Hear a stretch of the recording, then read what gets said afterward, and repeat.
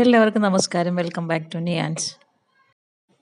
നല്ല സോഫ്റ്റായും പെർഫെക്റ്റായുമുള്ള അപ്പം എങ്ങനെ തയ്യാറാക്കാമെന്ന് നോക്കാം. അതിൻ്റെ റെസിപ്പിയാണ് ഇന്നത്തെ വീഡിയോയിലുള്ളത്.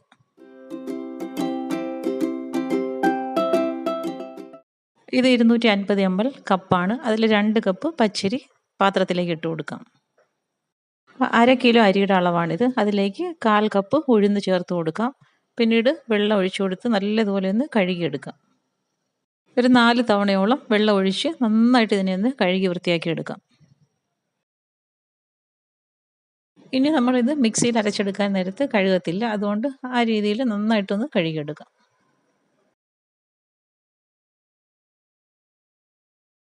ഇപ്പോൾ അതായത് ഒരു 4 വെള്ളം കഴുകി നന്നായി വൃത്തിയാക്കി എടുത്തിട്ടുണ്ട്. ഇനി നമുക്ക് ഇതിലേക്ക് കുതിരാൻ ആവശ്യമുള്ള വെള്ളം ഒഴിച്ചു കൊടുക്കാം. വെള്ളം കുറച്ച് കൂടുതൽ ഒഴിച്ചു കൊടുത്തോളൂ. നമുക്കിത് ലാസ്റ്റ് അരയ്ക്കാൻ നേരത്ത് ഈ വെള്ളം ആവശ്യമായിട്ട് വരും. ഇനി ഇതൊരു 4 മണിക്കൂറൊക്കെ റെസ്റ്റ് ചെയ്യാൻ വയ്ക്കാം. ഇപ്പോൾ ഇത് കുതിർക്കാൻ വേണ്ടി വെച്ചിട്ട് 4 മണിക്കൂർ കഴിഞ്ഞ് അരിയും ഉഴുന്നും ഒക്കെ നന്നായിട്ട് കുതിർന്ന് കിട്ടിയിട്ടുണ്ട്. ഇനി നമുക്കിത് മിക്സിയുടെ ജാറിലേക്ക് മാറ്റി കൊടുക്കാം.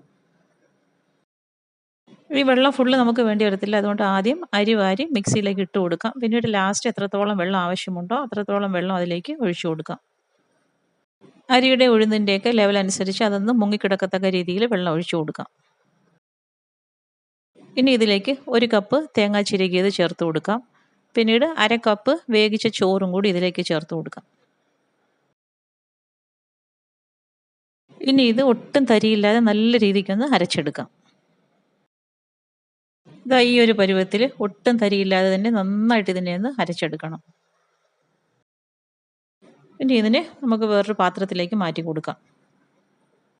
ഇനി ഇതിലേക്ക് നമുക്ക് വെള്ളമൊന്നും ചേർത്ത് കൊടുക്കേണ്ട ആവശ്യമൊന്നുമില്ല. ഈ ഒരു പരുവം തന്നെ മതിയാകും. ഇതിപ്പോൾ വൈകിട്ടാണ് അരച്ചെടുത്തത്. ഇനി രാത്രി ഫുള്ളും ഇങ്ങനെ റെസ്റ്റ് ചെയ്യാൻ വെച്ചിട്ട് രാവിലെ എടുക്കാം. അത് രാവിലെ മൂടി മാറ്റിയപ്പോൾ ഇത്രത്തോളം മാവ് നന്നായിട്ട് പതഞ്ഞു വന്നിട്ടുണ്ട്. ഇനി ഒരു സ്പൂൺ കൊണ്ട് നന്നായിട്ട് ഇതിനെ ഒന്ന് മിക്സ് ചെയ്ത് കൊടുക്കാം. ഇനി ഇതിലേക്ക് വെള്ളമൊന്നും ചേർത്ത് കൊടുക്കേണ്ട ആവശ്യമില്ല. കറക്റ്റ് കൺസിസ്റ്റൻസി തന്നെയാണ്. നമുക്ക് ഇനി എത്രത്തോളം മാവ് ആവശ്യമുണ്ടോ അത്രത്തോളം മാവ് ഒരു പാത്രത്തിലേക്ക് മാറ്റി കൊടുക്കാം. ഇത് ഫുള്ളെടുത്ത് നമുക്ക് മിക്സ് ചെയ്യേണ്ട ആവശ്യമില്ല. എത്രത്തോളം ആവശ്യമുണ്ടോ അത്രത്തോളം എടുത്തതിന് ശേഷം ബാക്കി മാവ് ഫ്രിഡ്ജിലേക്ക് മാറ്റി കൊടുക്കാം. ഇനി അപ്പം ചുടാൻ എടുത്ത മാവിലേക്ക് ഒരു പിഞ്ച് ബേക്കിംഗ് സോഡയും ആവശ്യത്തിനുള്ള ഉപ്പും ചേർത്ത് കൊടുത്ത് വീണ്ടും നല്ലതുപോലെ ഒന്ന് ഇളക്കി കൊടുക്കാം. ഇപ്പം ചേർത്ത് കൊടുത്ത ബേക്കിംഗ് സോഡയും ഉപ്പുമൊക്കെ മാവിൽ നന്നായി മിക്സാക്കി കൊടുത്തതിന് ശേഷം അപ്പച്ചട്ടിയിലേക്ക് ഒഴിച്ചു കൊടുത്ത് അപ്പം ചുട്ടെടുക്കാം. ഞാനിങ്ങനെ മാവ് ചുറ്റിച്ചാണ് ഒഴിക്കുന്നത്. നടുക്ക് ഒഴിച്ചു കൊടുത്തതിന് ശേഷം അപ്പച്ചട്ടി എടുത്ത് കറക്കി എടുത്താലും നല്ല ഷേപ്പിൽ അപ്പം കിട്ടും. അപ്പോൾ അതാ കണ്ടില്ലേ, സൂപ്പർ സോഫ്റ്റിൽ നല്ല മൊരിഞ്ഞ അപ്പം റെഡിയായി കിട്ടിയിട്ടുണ്ട്.